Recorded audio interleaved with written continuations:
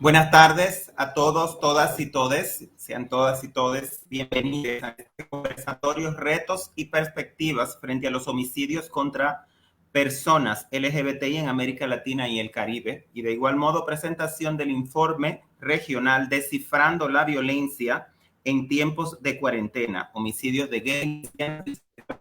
intersex en América Latina y el Caribe 2019-2020. Un informe elaborado por la Red Regional Sin Violencia LGBTI. Bueno, contamos con la participación de destacados panelistas en este conversatorio y tenemos al señor Víctor Madrigal, experto independiente sobre orientación sexual e identidad de género de Naciones Unidas. Bienvenido, Víctor.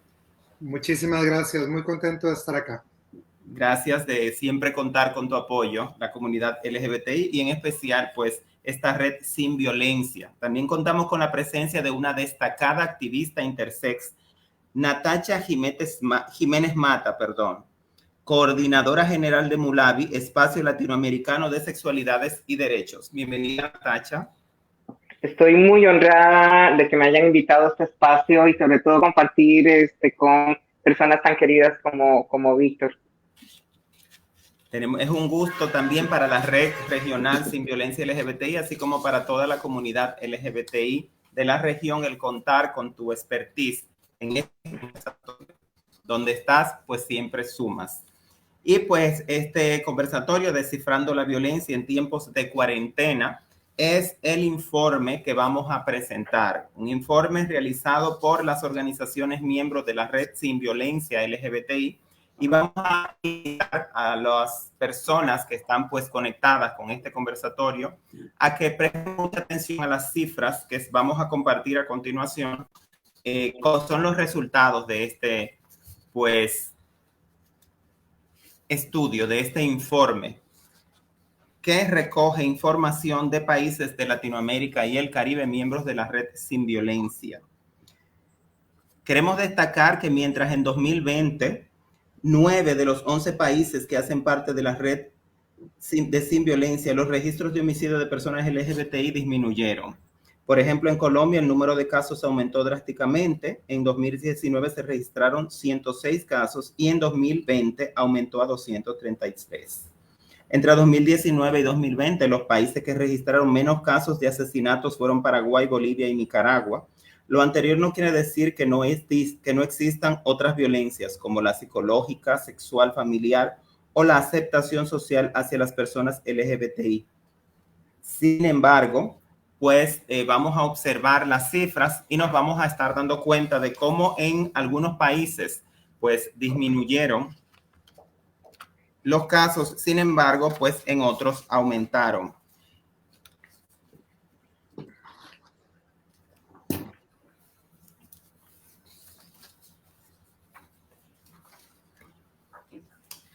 Aquí tenemos, por ejemplo, cómo estos casos han ido realmente en ascenso, a pesar de que en algunos países de la región han disminuido, esto han aumentado en otros países y el total de casos pues va en aumento. Sin embargo, pues también cabe destacar que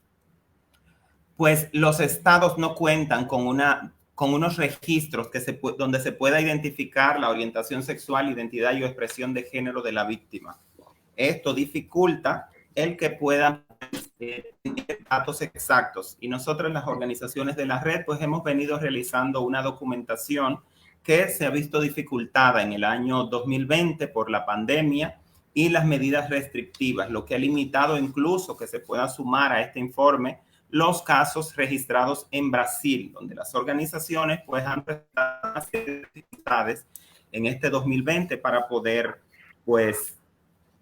tener las cifras exactas. Vamos a ver nuevamente estas cifras para detallarlas de manera más precisa.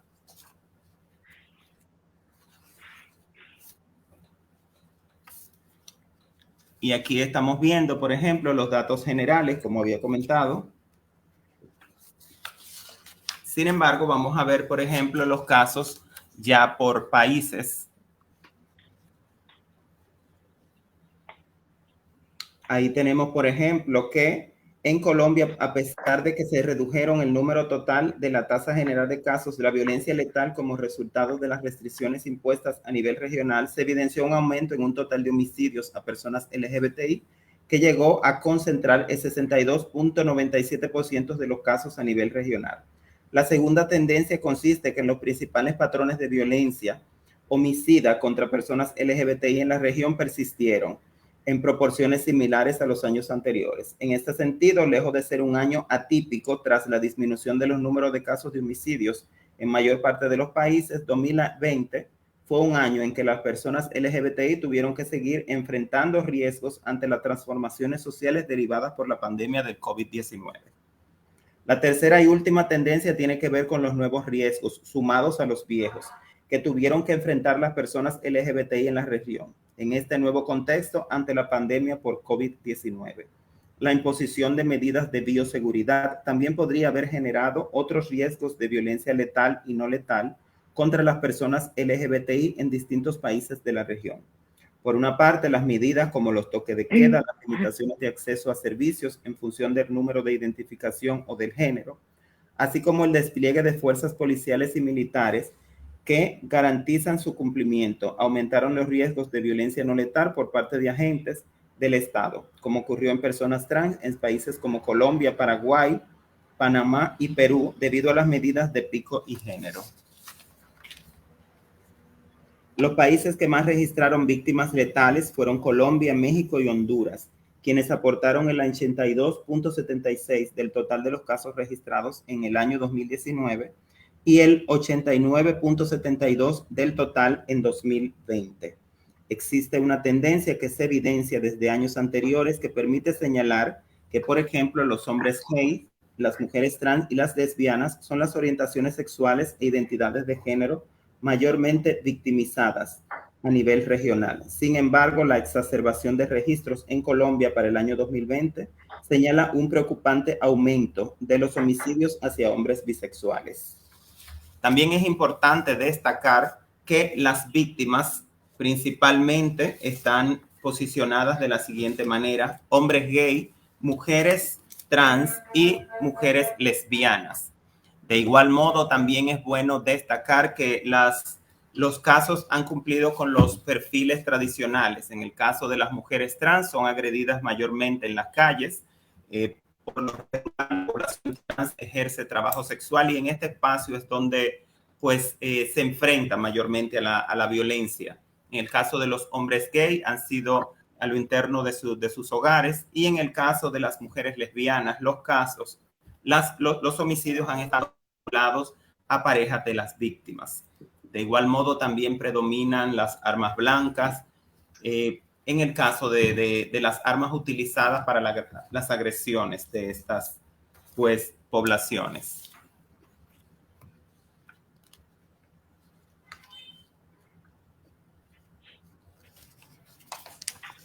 En relación a lo antes expuesto, Sin Violencia LGBTI considera que la tendencia a la baja en los homicidios de personas LGBTI en 9 de los 11 países integrantes de la red no representa un panorama alentador. Antes que nada, debido a que existen barreras para la identificación y registros de otras víctimas, como es el caso de Brasil, como ya mencioné, y que en específico no fue el resultado de la acción de los estados.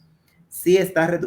reducción se debe a la disminución de las interacciones sociales por la imposición de restricciones para contener la expansión de la pandemia del COVID-19. Es de esperar que el número de casos aumente nuevamente cuando se levanten estas restricciones, así como algunas tendencias se mantuvieron. Se identificaron nuevas tendencias preocupantes. Se evidencia una preocupante persistencia de homicidios a personas LGBTI defensoras de derechos humanos, así como un aumento proporcional de homicidios en espacios públicos y con armas de fuego. Les invitamos a descargar este informe, este estudio de la Red Sin Violencia, accediendo a nuestro portal web www.sinviolencia.lgbt. También les invitamos a compartir este conversatorio para que otras personas puedan disfrutar de él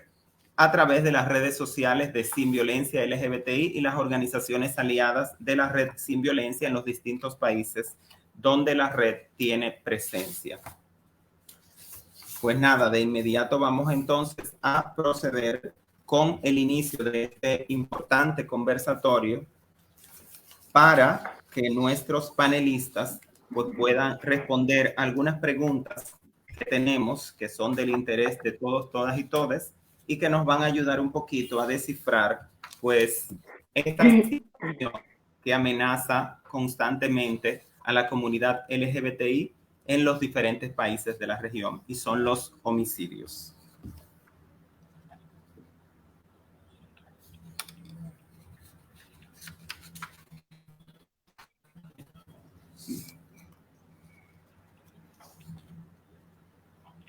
Un segundito. Bien, vamos a presentar una pequeña dinámica que tenemos, y es que vamos a estar realizando las preguntas y nuestros panelistas tienen 3 minutos para responderlas. Son preguntas donde vamos a iniciar pues esta conversación, preguntas orientadoras. Inmediatamente pues se realice la pregunta, los panelistas la van a responder y vamos a comenzar ese diálogo que culminará con las preguntas de nuestro público, que está pues muy activo en las redes sociales, y luego la réplica de los panelistas. Y la primera pregunta sería: ¿por qué creen ustedes que persisten los homicidios a personas LGBTI aún en un contexto de cuarentena? De acuerdo a su expertise, la experiencia y el conocimiento que tienen a nivel regional, pues ¿por qué entienden que a pesar de esta contingencia todavía persisten estos homicidios contra personas LGBTI? ¿Quién empieza? Las damas primero. Ok. Entonces no empezaría yo, no, mentira. Okay. Bueno, ante esta pregunta, perdón por el chascarrillo, creo que hay varios factores que hacen que la violencia persista en tiempos del COVID. Bueno, es que el COVID no viene a parar esta situación, el prejuicio no se detiene con el COVID. Es más, hemos visto que en casi 2 años de pandemia, un poco más bien la violencia se ha exacerbado y más bien ha generado mayores tipos de violencia y en muchas otras maneras. Entonces, la violencia hacia poblaciones LGBTI más bien se ha exacerbado y tiene mucho que ver con la frustración que maneja la gente y sobre todo muchos de los grupos que ya han ejercido esa violencia hacia nuestras poblaciones. Por supuesto que esto es parte también de este sistema que es binario, que es dicotómico, donde todavía se sigue creyendo que la única orientación sexual válida es la heterosexual, que los únicos cuerpos válidos son los de las personas endosexuales, o sea, aquellos que no son intersex, donde las personas sin género son las únicas válidas y todas aquellas manifestaciones de la identidad, incluidas las identidades trans, y por eso hablo de manifestaciones de la identidad porque hay muchas otras y a veces hablamos, y tengo que aclarar eso, hablamos de lo trans como si fuera lo único que tiene que ver con la identidad de género, y hay muchas otras manifestaciones, y cuando hablamos de solo lo trans estamos prácticamente colonizando a esta población con un término que en muchas ocasiones ni siquiera lo sienten como suyo, como pasa con las personas muche, como pasa con las omeguita en Panamá, como pasa con las fafafines, con tantas otras poblaciones que son parte de este abanico inmenso que tiene que ver con las variaciones en las identidades de género y que no necesariamente se identifican como trans. Y ahí hay una violencia que estamos ejerciendo como población LGBTI, ¿verdad? El creer que que toda persona que ha construido lo que se identifica con una identidad de género que no es parte de lo que consideramos la norma, es trans. Y ahí estamos ejerciendo un tipo de violencia. Es para que veamos que hasta en esos detalles nosotros, nosotras y nosotros también ejercemos estas violencias. Por supuesto que además de eso, estas violencias vienen siendo fomentadas por muchos grupos. Sabemos que hay muchos grupos que denominamos antiderechos, grupos que son ultraconservadores, que precisamente fomentan este tipo de violencia porque y que acuñan términos y conceptos como ideología de género para invalidar todos nuestros derechos. Y yo creo que tiene que ver con eso, cómo se sienten amenazados, con cómo hemos ido ganando derechos poco a poco y tratan de quitarnos. Entonces, eso también hace que la violencia crezca aún más. En este momento, yo me encuentro precisamente en Sudáfrica y acabo de ver en las noticias que en Ruanda precisamente se está generando una ola de maltrato hacia personas gays y personas trans y personas habitantes de calle. Incluso hasta han generado un tipo de no sé, centros curativos de maltrato hacia estas poblaciones. Y es una noticia fresquita, la acabo de ver. Como ven, esto no solo pasa en Latinoamérica, pasa en todo el mundo y es generado por muchos grupos porque estas violencias por prejuicio no van a retirarse tan fácilmente como quisiéramos, porque está muy arraigado en el sistema y es fomentado por muchos grupos que tienen intereses particulares en que este prejuicio y en que esta violencia se siga perpetuando. Así es, ahora vamos la palabra la opinión a mi amigo. Víctor. Muchísimas gracias. Buenas tardes, buenos días, dependiendo de la latitud donde nos acompañen. Agradezco mucho la invitación a esta conversación. Realmente me siento privilegiado de poder contribuir algunas palabras a ella. Con dos puntos preliminares que me gustaría hacer. El primero de ellos es la noción de complementariedad que me gustaría dar a las palabras que mi querida amiga y admirada colega Natasha ya ha compartido con nosotros, las cuales comparto evidentemente. Y segundo, ubicar todo esto en el contexto de un informe que me parece importantísimo. Y es este informe que nos presenta una situación que de por sí misma es con claridad terriblemente preocupante, porque da testimonio objetivo, bien documentado, claro, honesto.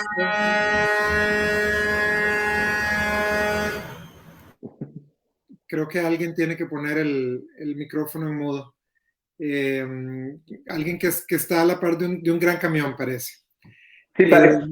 Hablaba yo de testimonio objetivo, testimonio honesto, testimonio científico de una situación terriblemente preocupante que nos llama a la reflexión, pandemia o no pandemia.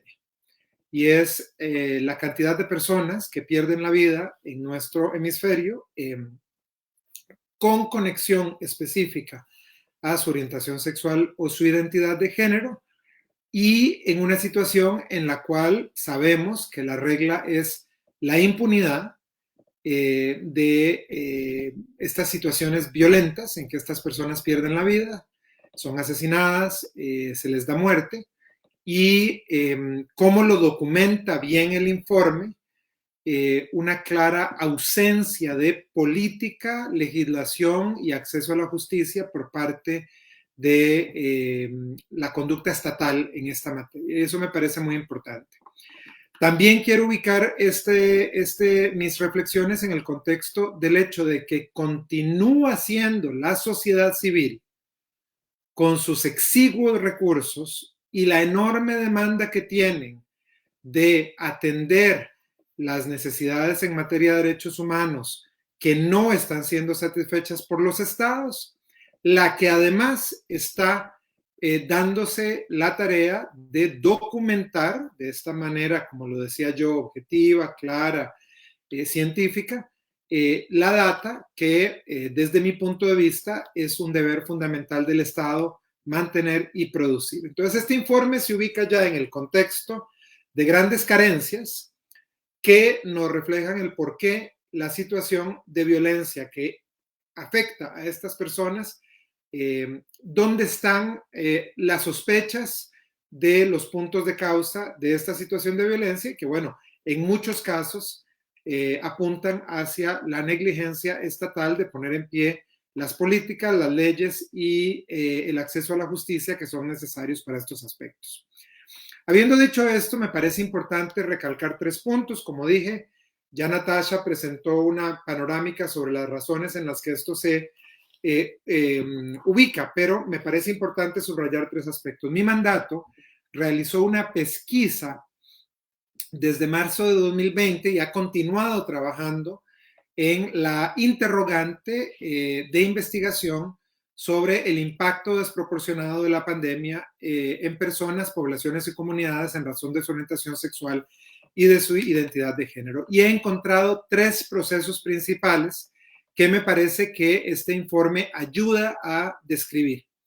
El primero de ellos es estados que han utilizado la pandemia como excusa para instrumentar la persecución a personas LGBT y personas género diversas. Y en este contexto, creo que llama mucho a la preocupación que los contextos de emergencia, los contextos de crisis, incluyendo en nuestro hemisferio, han dado lugar a singulares vulneraciones que en muchos casos han tenido la participación y la aquiescencia de instituciones estatales. Hemos visto muchas violaciones, muchos daño perpetrado contra las personas por inclusive agentes estatales en este contexto, y todo eso crea un contexto de facilitación e impunidad de violencia contra las personas LGBT y género diversas. Segundo, aún en los casos en que la persecución no está animada por objetivos discriminadores en sí misma, si la política pública de atención a la pandemia no está diseñada con atención a las necesidades y participación de las personas, comunidades que van a ser impactadas, es muy probable que esas políticas generen impactos discriminatorios, y ahí es donde hemos visto singulares dificultades de medidas como pico y género, por ejemplo, que han expuesto a las personas a situaciones realmente muy complicadas de exposición a la violencia. Y por último, bueno, lo que ya Natasha mencionaba, del hecho de que estas personas, poblaciones y comunidades no llegaron a la pandemia en una situación de igualdad, llegaron a la pandemia en una situación de desigualdad sistemática, y por lo tanto, con su exposición exacerbada a la pobreza, a la exclusión al sector salud, a las situaciones de calle, la sobrerepresentación en las poblaciones en situación de calle, la sobrerepresentación en el trabajo sexual, existe una exacerbación también del riesgo de pérdida de vida en situaciones violentas, que se les dé muerte en situaciones violentas, lo cual estamos viendo documentado claramente en este informe. A mí me llamó particularmente la atención, entre las muchas cosas que me llamaron la atención de este informe, está la teoría de trabajo que desarrolla sobre el hecho de que la pandemia ha llevado las capacidades judiciales y forenses de los estados a niveles realmente los ha puesto a los límites, estas capacidades judiciales y capacidades forenses, y yo creo que en eso también reside gran cantidad de la problemática que nos hace sospechar que probablemente las muertes violentas de personas LGBT han sido más de las que están documentadas en este informe, y que este informe no se está documentando o nos está presentando la proverbial punta del iceberg. Así es, realmente este informe no tiene pues todas las muertes violentas de personas LGBTI en el periodo, y esto debido a que la ausencia de la variable orientación sexual e identidad de género en los registros oficiales dificulta la documentación, prevención, atención y sanción de las violaciones de las personas LGBTI. Los datos que aquí aparecen son un esfuerzo de las organizaciones de la Red Regional Sin Violencia LGBTI en los países donde hace presencia. Aprovechamos para dar la bienvenida a los fiscales que se han integrado a esta transmisión y agradecemos también pues su interés en este conversatorio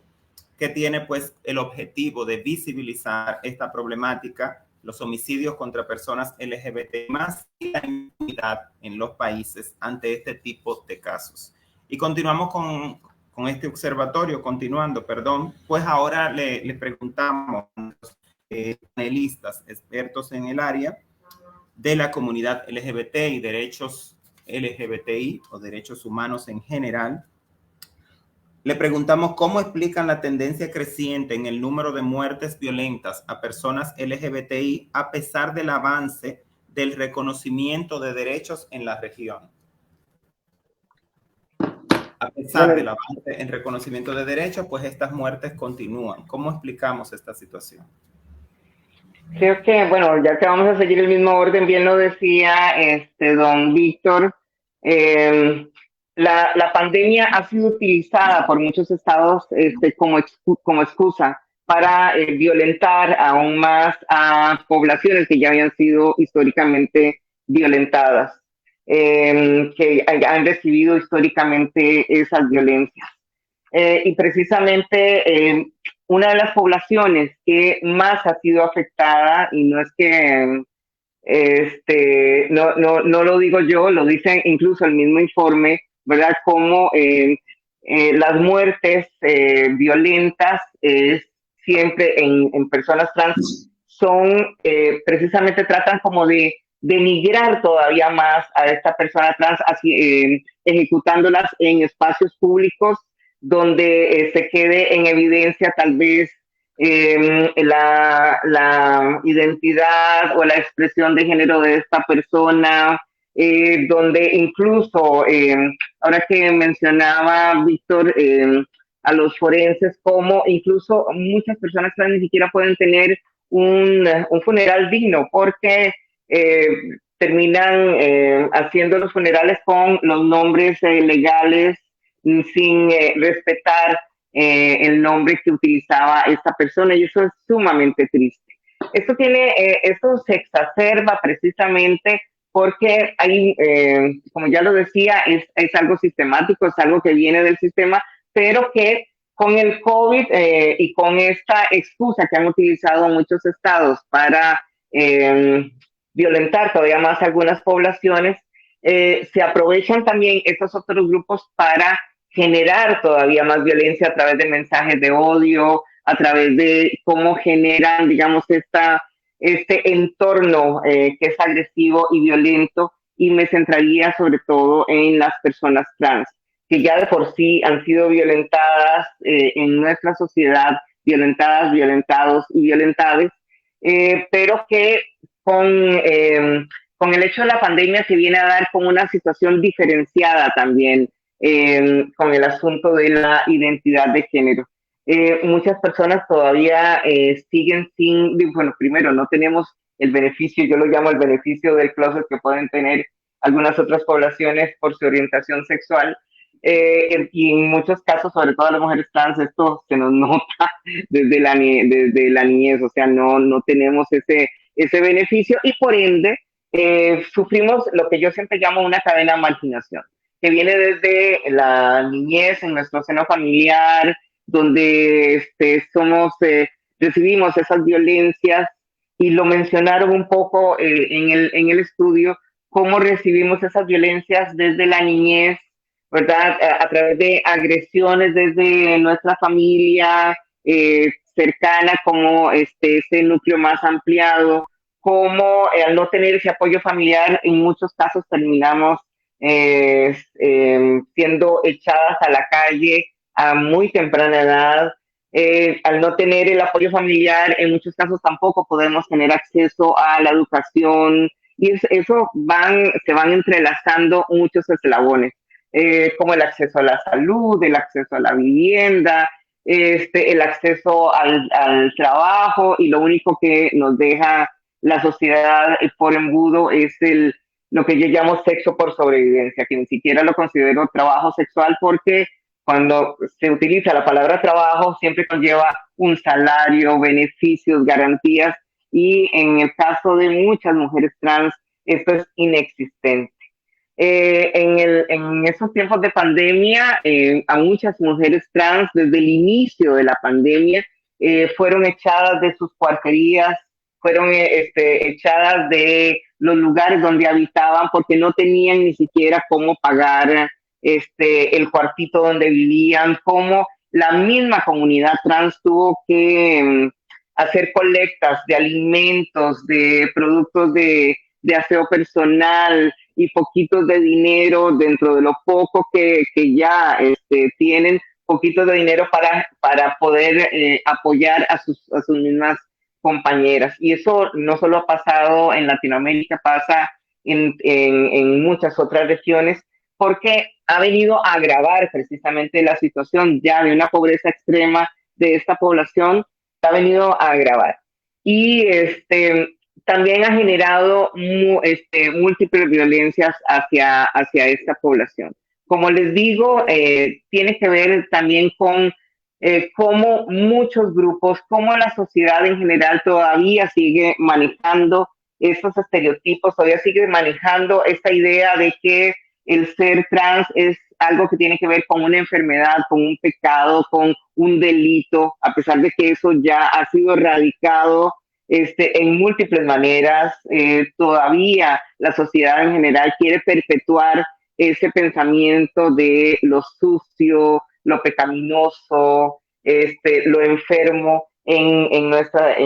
nuestras comunidades. Y al seguir perpetuando ese mensaje, por eso es que todavía se siguen perpetuando también las muertes. Cuando les hablaba de esta cadena de marginación, es eso que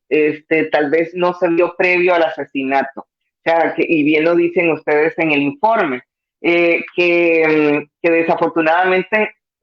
lo que es visible y que ustedes lo sacan a la luz porque por mucho tiempo tal vez fue muy invisible, es el hecho de estos crímenes por prejuicio, pero que estas violencias también vienen desde atrás, ¿verdad? Que son personas que han sufrido, además de todas estas violencias durante su niñez, su adolescencia, su etapa adulta, también reciben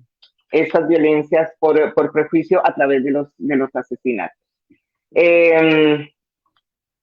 Eso sería, digamos, lo que me quedaría por decir. Yo sé que podríamos hablar muchísimo más sobre esta triste realidad, pero le cedo el espacio al señor Madrigal. Muchas gracias, señora Jiménez. Estamos tan formales. A la señora Jiménez le agradezco mucho su amable participación, que me ayuda mucho porque de nuevo me gustaría simplemente complementar algunos puntos.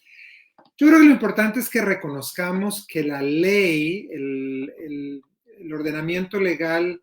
es uno de los elementos en una ecuación que tiene que funcionar con todos sus elementos para que se pueda realmente comenzar a erradicar estas manifestaciones de violencia tan perniciosas que documenta este informe. Por supuesto, los avances legales son importantes y continuamos promoviéndolos porque en aquellos contextos en los que se mantiene la criminalización explícita de la orientación sexual o la identidad de género, es aún más difícil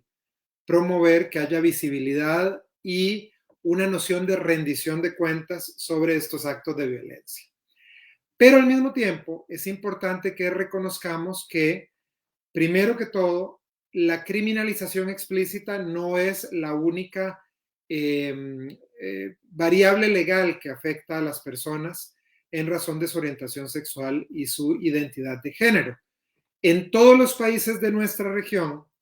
se mantienen legislaciones que de una manera u otra facilitan la comprensión de que las vidas de las personas lesbianas, homosexuales, bisexuales, trans o género diversas, entre otras, son vidas en esencia antisociales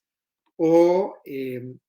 de alguna manera u otra enfermizas y también enfermizas socialmente. Y entonces, gran parte de lo que me parece que este informe hace referencia es un contexto en el cual las personas de la diversidad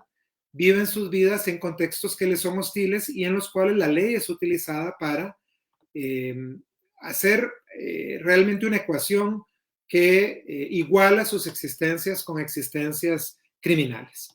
Y esto es importante ponerle atención porque, por supuesto, sé que tenemos en la audiencia muchos colegas, operadores de justicia, y su contribución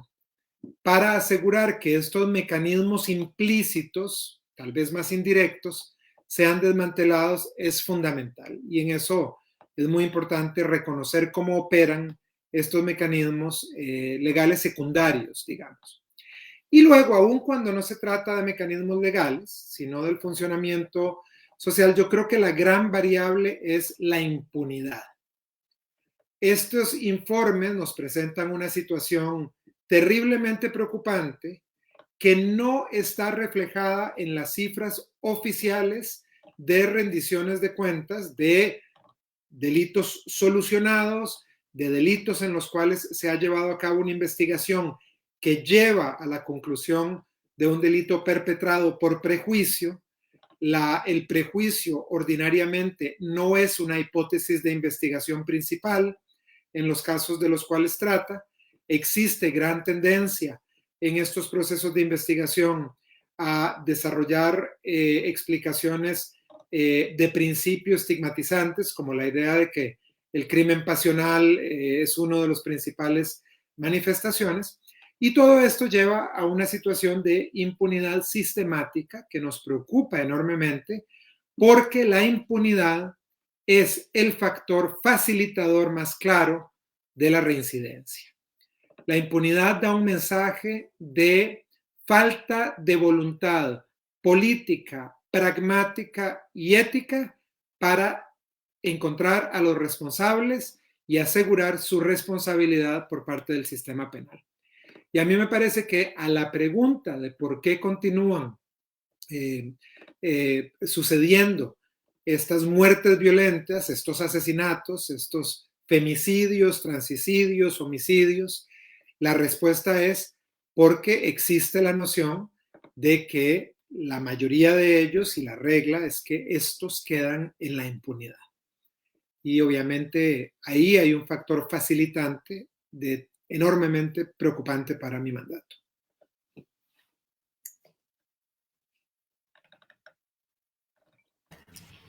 Perfecto.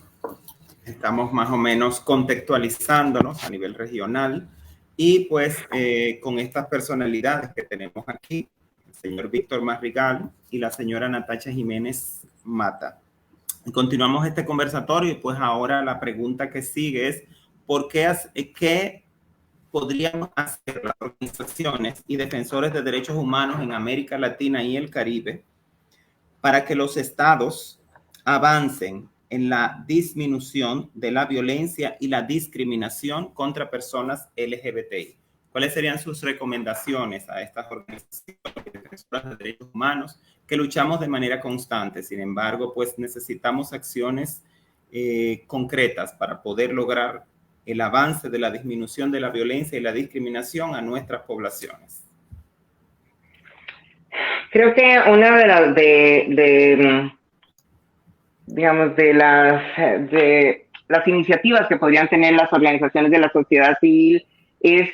generar mayores espacios, incluso de capacitación y toma de conciencia sobre la denuncia, porque generalmente, y precisamente por cómo la sociedad nos ha afectado en miles de maneras, en muchas ocasiones no nos creemos merecedores o merecedoras de los derechos, ¿verdad? Los derechos a los que pueden acceder cualquier otro ciudadano o ciudadana de cualquier país.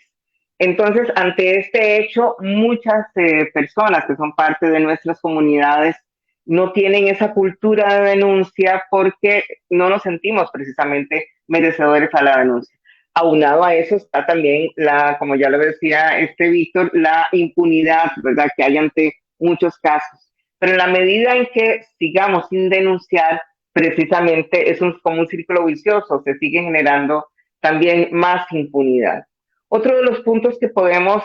hacer para impulsar precisamente esto es visibilizar este tipo de violencias, que esto no quede como ha estado hasta entonces, hasta antes de este informe. Ha quedado siempre oculto en un cajón, como una anécdota, sino visibilizar ese tipo de experiencias, ese tipo de violencias que se siguen dando, hay que exponerlas. No podemos quedarnos callados, calladas y calladas ante tanta violencia que seguimos sufriendo, porque con eso también nosotros, nosotras y nosotres seguimos siendo también parte del problema, no de la solución, porque seguimos generando esa impunidad si no lo denunciamos, si no lo exponemos, si no lo visibilizamos. Por supuesto que las organizaciones, así como lo han hecho las organizaciones que han participado en este estudio, que más organizaciones se sumen a compilar datos que los estados no han compilado hasta ahora,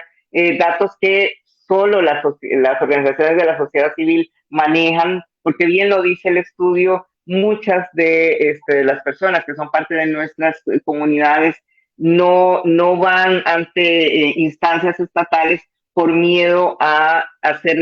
revictimizados o revictimizadas. Entonces, somos las organizaciones de la sociedad civil quienes manejamos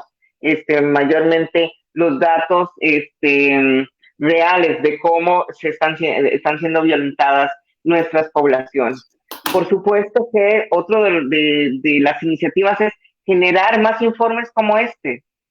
o darle seguimiento a este informe que se está presentando en este momento.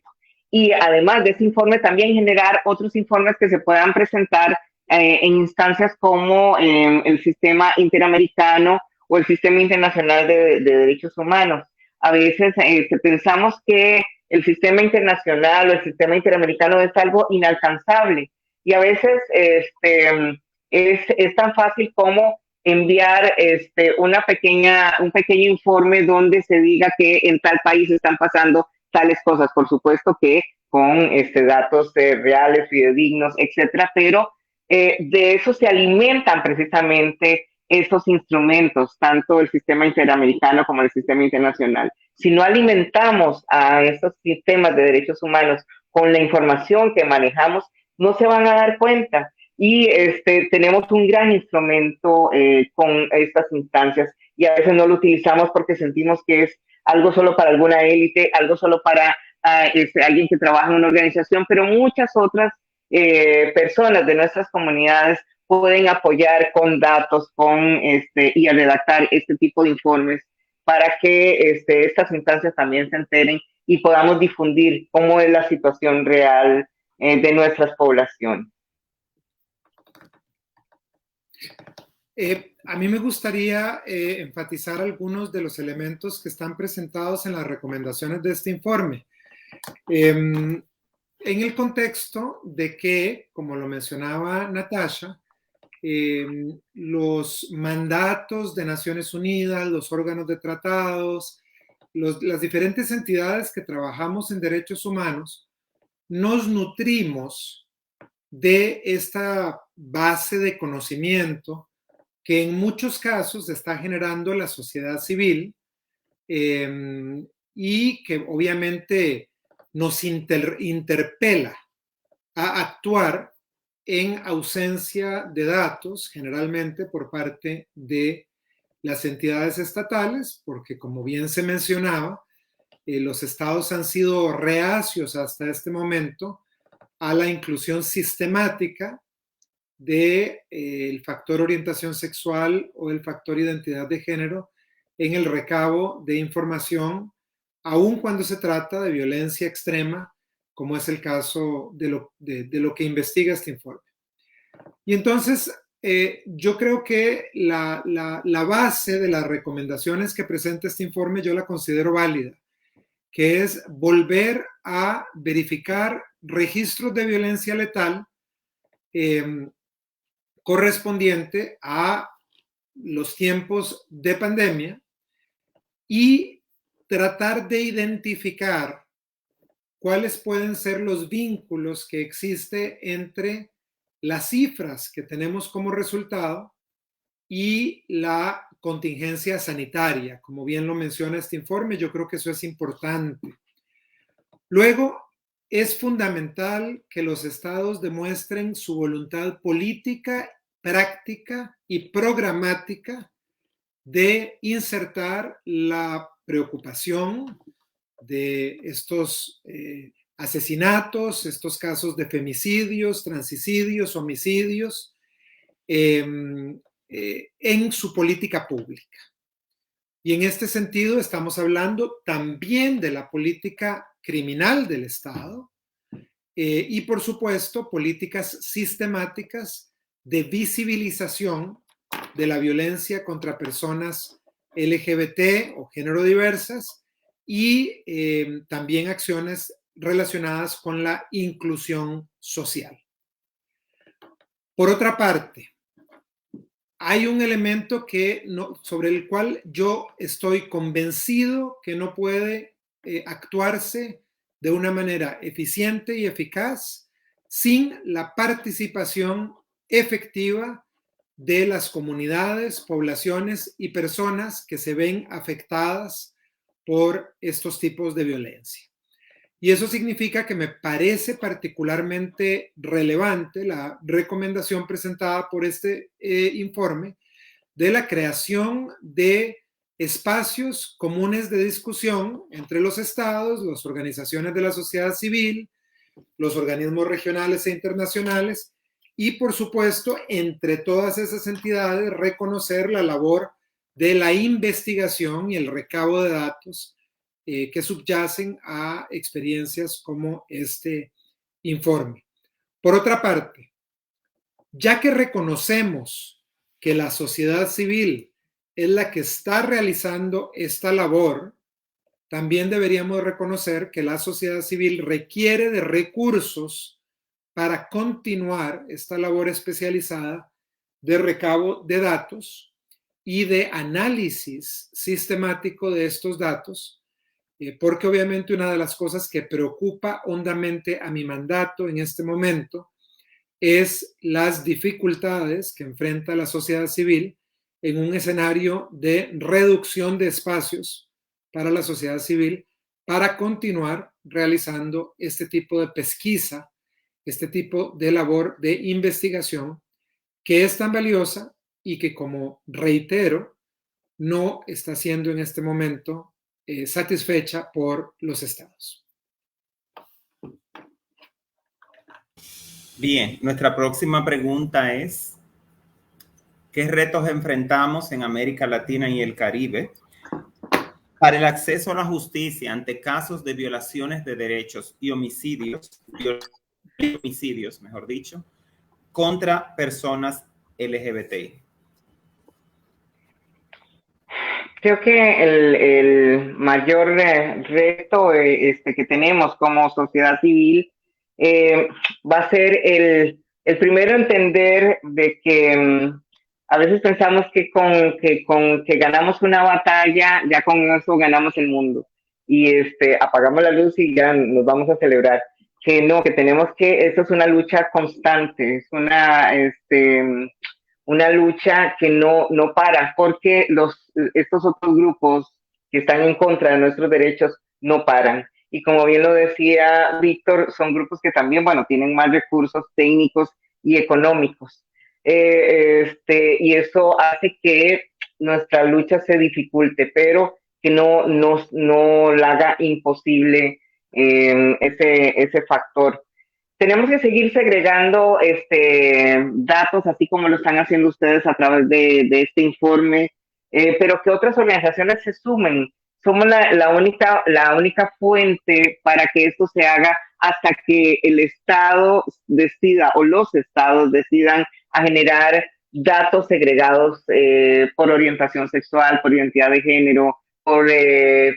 características sexuales. O sea, todos estos datos van a ser muy útiles y van a generar estadísticas reales de cómo está la situación de la población en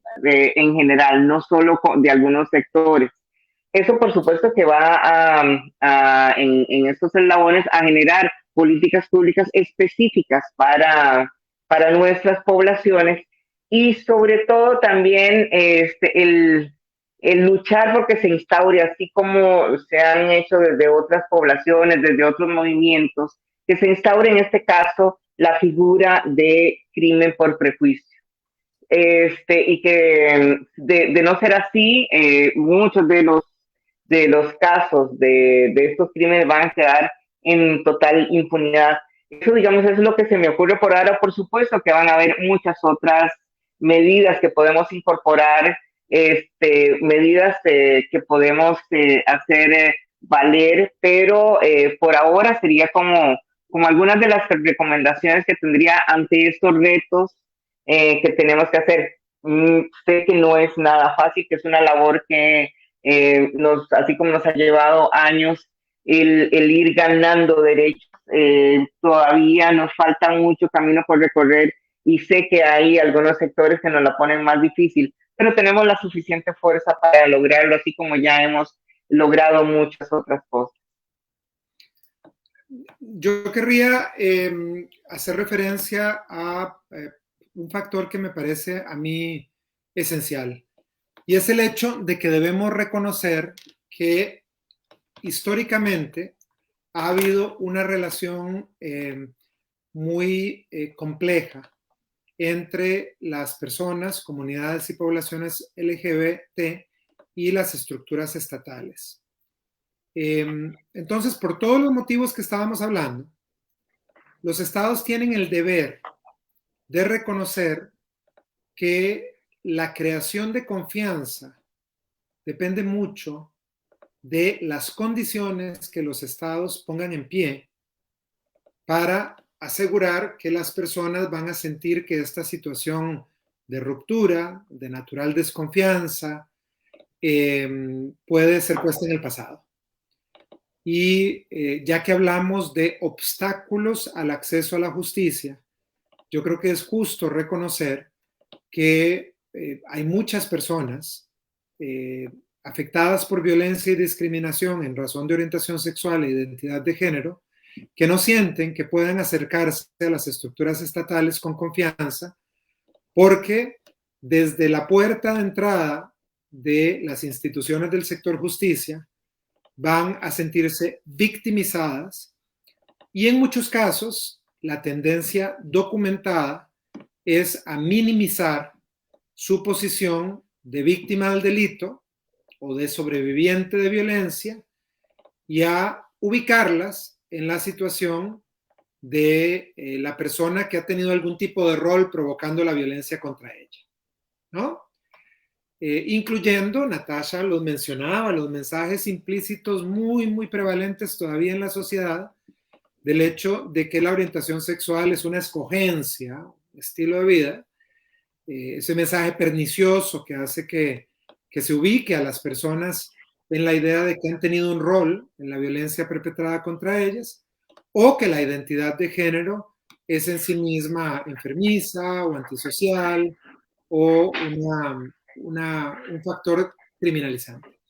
Entonces, para mí las barreras que hay de acceso al sector justicia existen con relación a la falta de una respuesta sistemática a los niveles de violencia que sabemos que las poblaciones sufren, y por otra parte, depende que esta situación cambie de gestos sustanciales importantes que debe dar el Estado y en particular el sector justicia para asegurarse que haya creación de confianza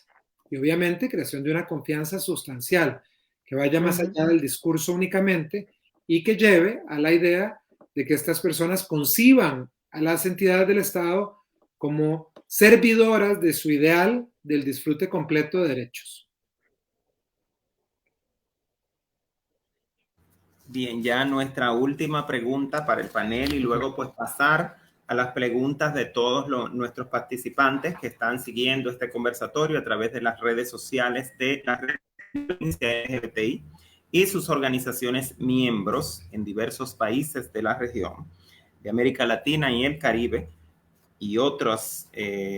países también que se han sumado a esa transmisión. Bueno, esta última pregunta es la siguiente. ¿Cómo este informe elaborado por la Red Sin Violencia contribuye a la construcción de estrategias entre la sociedad civil y el Estado? ¿Cómo consideran ustedes que este informe pues, puede contribuir o está contribuyendo con la construcción de estrategias?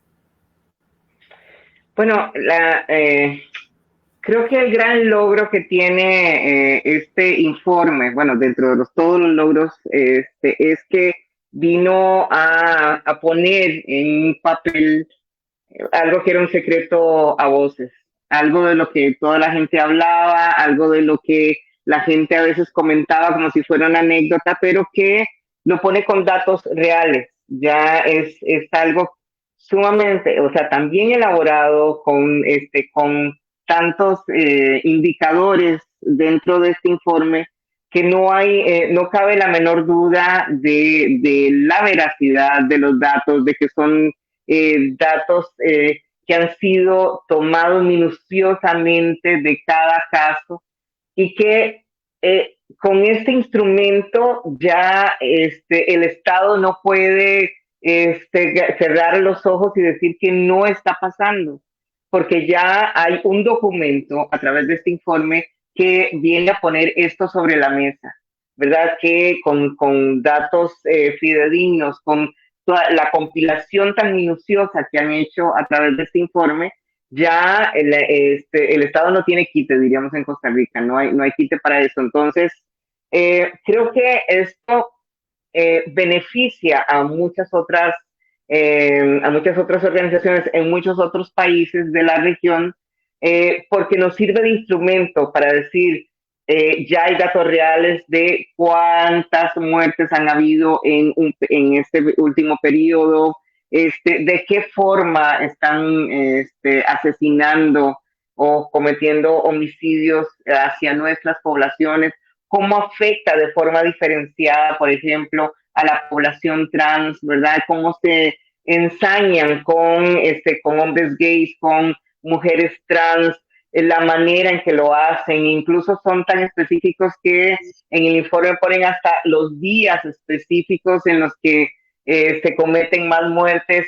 cuál es el método que utilizan. O sea, creo que es un instrumento muy, muy rico que viene a sacar a la luz algo de lo que siempre habíamos hablado, pero que no estaba plasmado en un informe. Ese es uno de los grandes beneficios, hay muchos más, pero es uno de los grandes beneficios que tiene este informe para la población en general y cómo podemos a través de este informe generar esas estrategias con el Estado, porque ya lo estamos poniendo sobre la mesa, ya el Estado va a tener un instrumento con esos datos que van a visibilizar todas esas violencias que sufren nuestras poblaciones. Efectivamente, yo creo que lo esencial es reconocer que en la base de conocimiento que está creando informes como estos, hay una fuente que tiene que tener consecuencia en la política pública de los estados. No es un informe que vaya a caer en oídos sordos. Yo creo que la situación que documenta y la seriedad, lo sistemático y la importancia de las diferentes vetas que explora interpelan realmente. Ahora, siempre hay que reconocer que en ausencia de datos recabados por el Estado, que debería de ser la norma, si las organizaciones de la sociedad civil se toman la misión de recabar evidencia y la presentan, hay que reconocer que hay un deber del Estado de darle consecuencia a lo que recibe como evidencia. Y a mí me resultaría obviamente importante dar seguimiento como experto independiente de este mandato creado justamente con el propósito de visibilizar y documentar buena práctica. Me resulta muy importante dar seguimiento a cómo es que va a poderse dar consecuencia a la situación que documenta este informe en los diferentes estados. no se trata de una información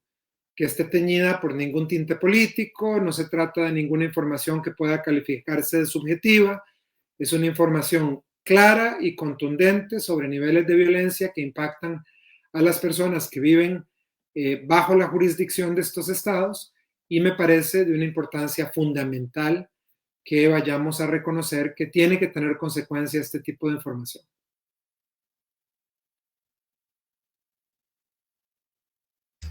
Bien, agradecemos pues sus respuestas tan oportunas, tan enriquecedoras, basadas en su experiencia, en su conocimiento. Y pues tenemos también algunas preguntas del público que ha estado pues muy activo en esta transmisión. Una de estas preguntas, en vivo, online, las voy a sacar de acá. Por ejemplo, Linda Alexandra Ramírez Urrea nos pregunta: me gustaría saber cuál es la situación de las mujeres trans que están privadas de libertad en las cárceles de América Latina y qué instrumento podemos utilizar a nivel internacional para denunciar la violencia en contra de las mujeres lesbianas y trans. Tal vez, Natasha, si me permitís, voy a comenzar dando respuesta a esta pregunta. Por favor. También para darte un descanso, porque te ha tocado el trabajo más difícil de liderar las respuestas en todos los casos. Es muy importante reconocer que así como la situación que está documentada en este informe y en otros muy valiosos informes recabados por la sociedad civil documentan que las poblaciones LGBT, género diversas, están en una situación realmente de exposición exacerbada al riesgo. Hay que reconocer que esta situación está aún más pronunciada en los contextos de privación de libertad. El relator de Naciones Unidas para la Tortura, Juan Méndez,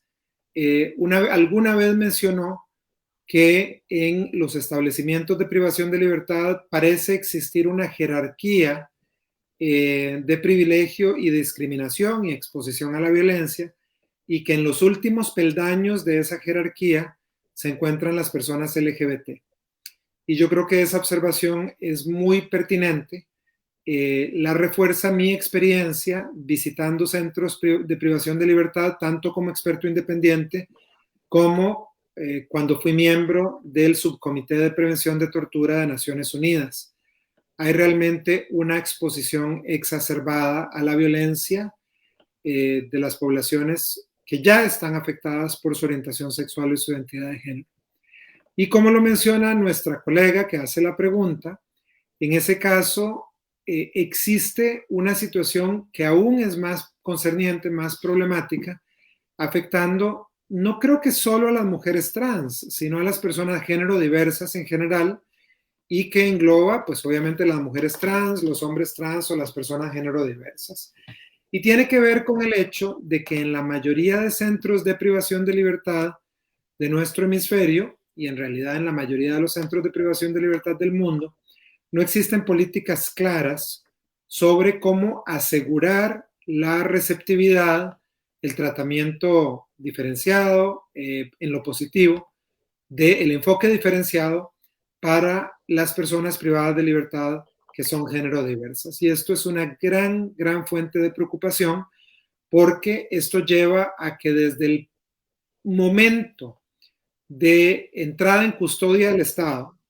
desde el momento en el cual hay una detención, desde el momento en el cual hay una detención en puestos de policía, transferencias a establecimientos de privación de libertad, tratamiento por parte de operadores de justicia, hay grandes, grandes violencias que son perpetradas contra estas personas. Se traducen en algunos casos en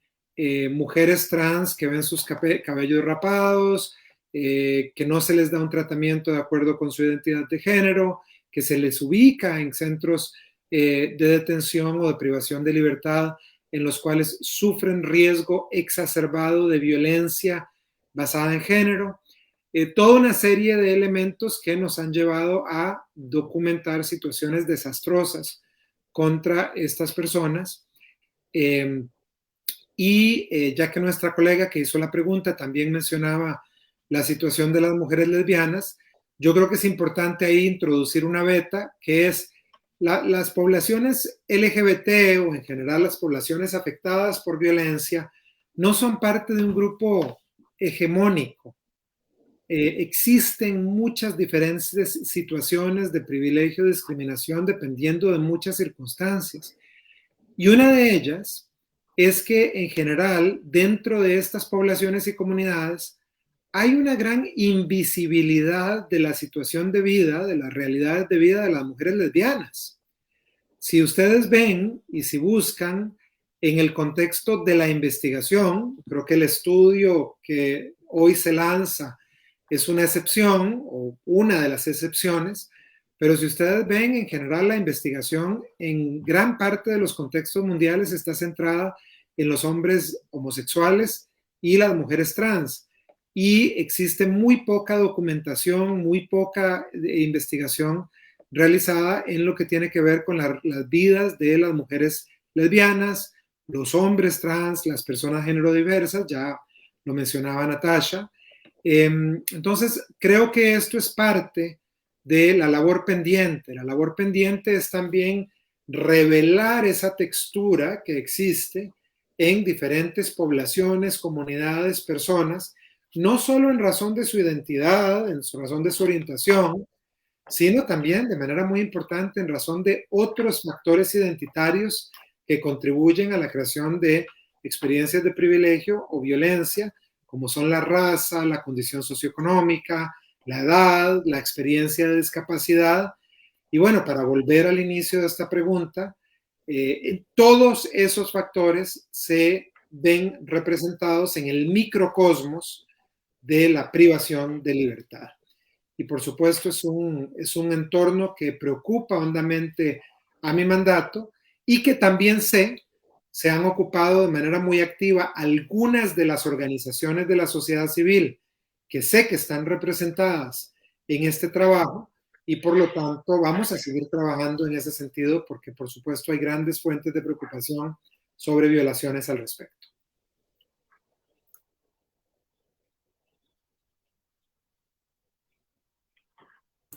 Bien, tenemos otra pregunta también y es la siguiente. Si estos casos de crímenes de odio se podrían reportar a la Convención contra la Tortura. Y pues también Alejandra Morales Martínez nos pregunta, ¿cómo denunciar los mensajes de odio por feministas?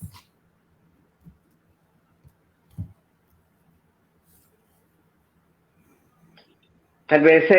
si me permite, Víctor, porque yo creo que la primera parte de la pregunta sí también te vuelve,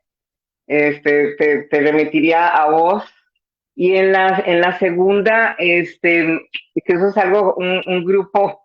relativamente de nueva aparición que está dentro de estos grupos que generan este ambiente hostil para muchas poblaciones y en este caso en particular para la población trans y tiene que ver con algunos sectores dentro de mi amado movimiento feminista, porque le digo mi amado porque fue el movimiento feminista el que me enseñó a mí y a muchas mujeres trans a luchar por nuestros derechos.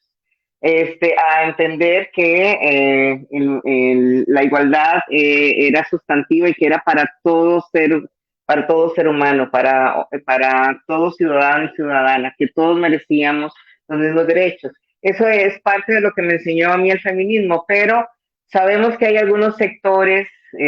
dentro de este movimiento feminista que están tratando de menoscabar los pocos derechos que hemos ido ganando la población trans en el hemisferio y en el mundo entero. Y que van generando estos mensajes que a veces tienen como hasta cierta similitud con estos mensajes de estos grupos ultraconservadores, pro vida, antiderechos, donde estos otros grupos, los segundos, hablan de la ideología de género Y estos grupos denominados fundamentalistas feministas hablan de la ideología de la identidad de género como si esto no existiera. Esto genera un ambiente, como lo decía, un tanto violento y hostil porque, por un lado, se trata como de ir minando ya muchos de los derechos que hemos ido ganando como población trans, al dar mensajes incluso a entes de los estados, diciendo que esto de las leyes de identidad de género no deberían de ser porque la identidad de género no existe, ¿verdad? Y entonces, como ven, son mensajes que también van generando otros tipos de violencia que pueden desembocar también en estas en violencias por muerte, pero que sobre todo siguen siendo violencias por prejuicio. Yo creo que esto que menciona Natasha me da pie a una reflexión. Y es que para los procesos que están documentados en este informe que se está presentando hoy, me gustaría continuar haciendo referencia a eso porque creo que hay una beta interesante. Así como para los casos de tortura o para el cuestionamiento de los derechos, una técnica bien documentada y muy efectiva es deshumanizar a las personas de las cuales estamos hablando. Se trata de pretender que estamos hablando de personas que son de alguna manera u otra no totalmente humanas, no totalmente sanas, no totalmente buenas ciudadanas, no totalmente deseables en el contexto social. Y estos discursos obviamente están basados en prejuicio, en la definición del prejuicio, otorgarle a estas personas alguna naturaleza en función exclusivamente de su orientación sexual, así como también lo es en función de su raza o de su condición socioeconómica o en razón de su edad, y permiten, facilitan la violencia contra ellas, porque, por supuesto, en tanto una persona no es completamente humana, no es completamente deseable, no es completamente buena ciudadana, pues bueno, se justifica la violencia contra ella. Y esto es algo que en la psicología social, en el análisis político y ya entrando al análisis legal, se ha descrito como los discursos deshumanizantes que permiten la privación de la vida, que subyacen muchas de las graves violaciones sistemáticas que hemos visto en tiempos modernos, incluyendo casos horripilantes de genocidio y pasando ya a través de otros procesos, también facilitan la privación de libertad de personas. Y lo que me llamaba a mí la atención, y creo que Natasha me evoca esta reflexión con su respuesta, es que en el mundo de la lucha contra la tortura se reconoce que la deshumanización de la víctima es también un proceso necesario para permitir que la tortura sea perpetrada. Y creo que en ese sentido conectaría con todos estos procesos y esa idea de que hay narrativas que cuestionan la existencia misma de la identidad de género como si no fuera una característica humana y tienden entonces a, de una manera u otra, pretender que las personas género-diversas son inferiores a otras por este motivo. A la pregunta específica sobre si se puede llevar a una ecuación entre estos delitos por prejuicio y la tortura, yo creo que la experiencia de la casuística nos demuestra que los casos no se tratan los casos no se tratan en situaciones en el vacío. Muchas de estas situaciones, en muchas de estas situaciones, la privación de la vida va a haber seguido a violencias terribles que, por supuesto, en caso de haberse perpetrado, entran claramente dentro del marco fáctico que permite el análisis de tortura, si es que hay una participación o una aquiescencia por parte del Estado. y se dan otros elementos normativos de la tortura. Pero yo creo que en sí lo que hay que reconocer es que todos estos son procesos iterativos en los cuales generalmente la privación de la vida es la última medida o la última violación, la última violencia en un proceso que generalmente tiene gran crueldad. Ya Natasha nos lo comentaba, como ella en el informe observa, digamos, todos estos elementos presentes y cómo el ensañamiento, el hacer sufrir a la víctima, son típicos de este tipo de procesos. Ya pues para finalizar este conversatorio, retos y perspectivas frente a los homicidios de personas o contra personas LGBTI en América Latina y el Caribe, nos gustaría pues ya escuchar sus conclusiones al respecto sobre lo que hemos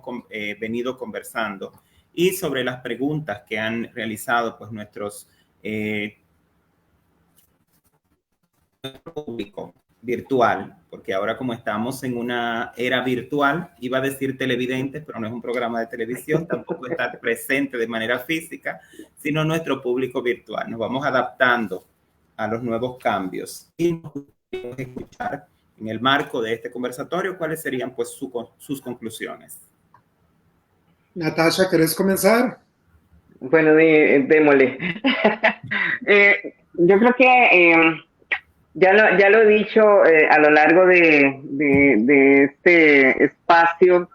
Este informe viene a sacar a la luz algo que ha sido un secreto a voces y que era necesario que saliera a la luz, porque es un instrumento que necesitábamos toda la comunidad LGBTI para poder tener un insumo sumamente valioso para poder hacer denuncia. Al tener los datos que emana de este informe, podemos apelar a políticas públicas, a que otros estados y a los mismos estados incluso que fueron parte de estudio de este informe generen políticas públicas específicas, genere iniciativas para erradicar la violencia hacia cualquier población, pero sobre todo en este caso a poblaciones que han sido históricamente violentadas, como son las poblaciones por su orientación sexual o su identidad de género y todas las interseccionalidades que tengan, ¿verdad? Por raza, por edad, etcétera, etcétera. Me siento sumamente complacida y muy agradecida porque me hayan hecho parte de este espacio y porque ya otras organizaciones sigan esta iniciativa, se suman a esta iniciativa y que no solo sean 10 los países que estuvieron o 10 las organizaciones de 10 países diferentes que fueron parte de ese informe, sino que más organizaciones de más países puedan compilar estos datos y esto se haga cada vez más grande. Muchísimas gracias nuevamente a los organizadores de este evento, a quienes crearon este informe y muchísimas gracias por tomarme en cuenta. Un abrazo. Y por mi parte, querría primero que todo reiterar mi noción de privilegio de ser parte de esta conversación. Mi agradecimiento a mis colegas de panel y muy particularmente a Natasha, para la cual debe ser muy tarde en este momento en Sudáfrica.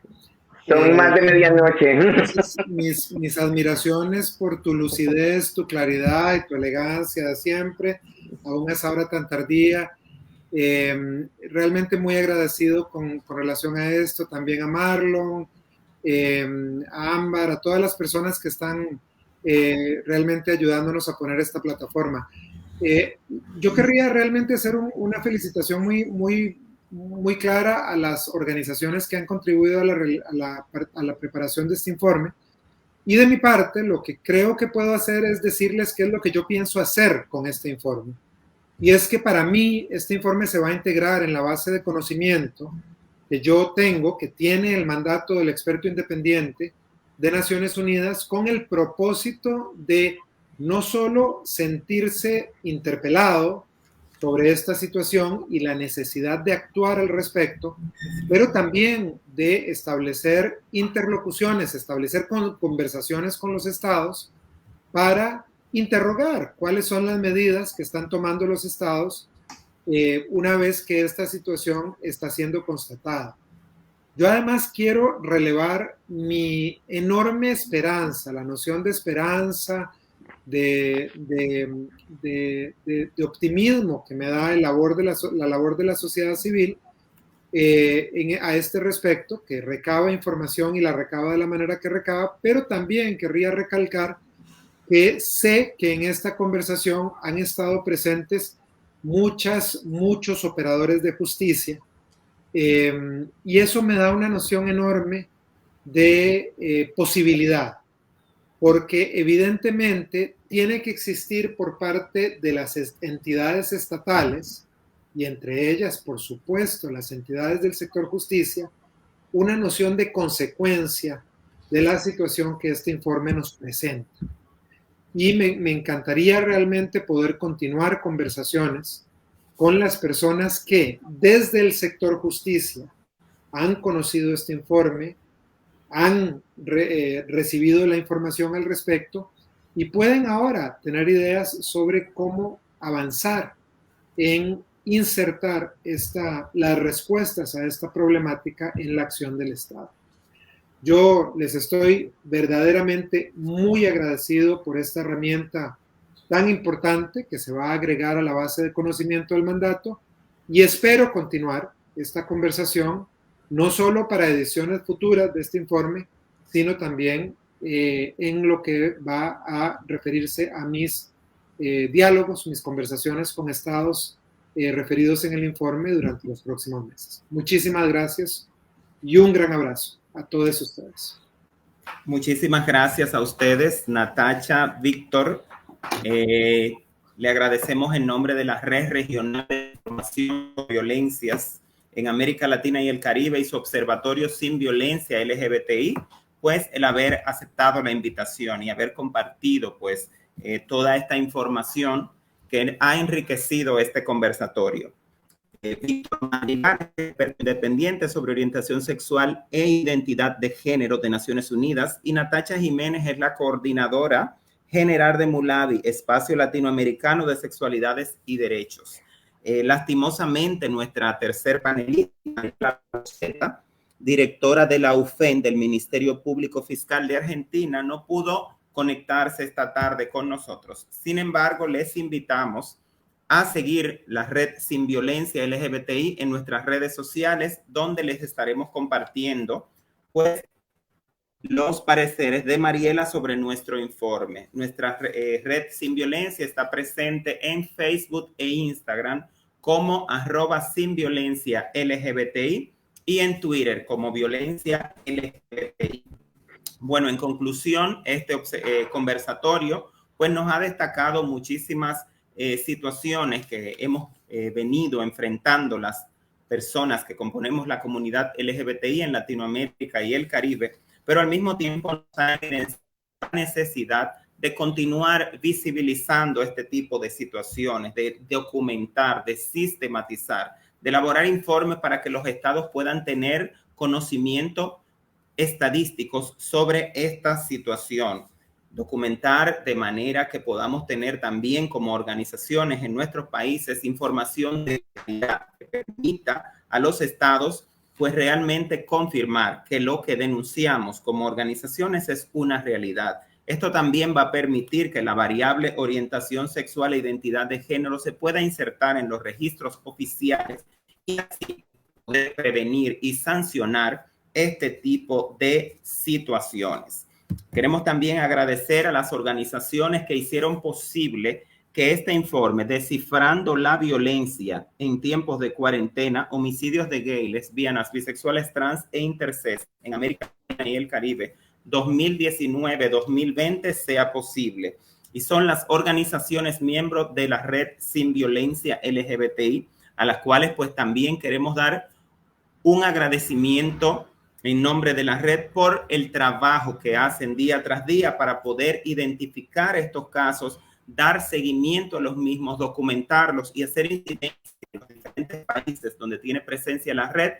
para que estos tipos de situaciones pues cesen, no quede impune y los estados asuman el compromiso que tienen. Estas organizaciones son CONCAVIS de El Salvador, ANTRA de Brasil, Letra S de México, Trans Dominicana, Catrachas de Honduras, Colombia Diversa de Colombia, SAFO de Nicaragua, PANAMBI de Paraguay, LIF Perú, Red NAFS de Guatemala y ADESPROP de Bolivia. Estas organizaciones han hecho posible que estas cifras que ustedes tienen en el informe pues se hayan podido identificar. Recuerden que este informe usted lo puede descargar en la plataforma de Sin Violencia LGBTI, que actualmente está en un proceso de remodelación. También lo pueden buscar en las redes de las diferentes organizaciones, como es el caso de www.transa.org. Es una información muy valiosa, como han dicho nuestros panelistas, y que debemos utilizar para hacer incidencia, para que se sigan reconociendo nuestros derechos, para visibilizar la violencia de la y para que cese la impunidad en los países donde lamentablemente todavía a las personas de la comunidad LGBTI nos siguen matando y luego de asesinarnos, pues también se nos discrimina y pues nuestros homicidios muchas veces quedan impunes y no se visibilizan, porque también debemos destacar que los